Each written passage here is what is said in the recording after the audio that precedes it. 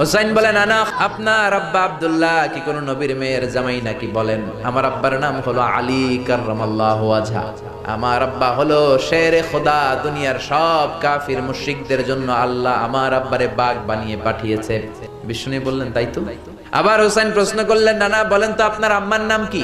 বিষ্ণু বললেন, আমার মায়ের নাম আমিনা। হুসাইন বলল, নানাজি জান্নাতে সর্বপ্রথম যেই মহিলাটা ঢুকবেন ওই মহিলাটা হলো আমার আম্মা জান ফাতিমা।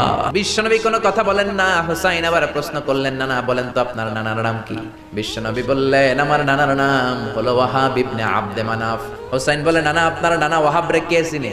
আর আমার নানারে চিনে না এমন কোন মানুষ পৃথিবীতে নাই। এই হলো আমার নানা। এবার বলেন কে দামি? বিশ্বনবী আর ধৈর্য ধারণ করতে পারেন না, ধা ধা করে চোখের পানিগুলো ছেড়ে হোসাইনকে বুকের মধ্যে জড়িয়ে ধরেন আর বলেন, হোসাইন তুমি ঠিকই বলেছ, আসলে আমি নবীর চাইতে তোমার দাম আল্লাহর কাছে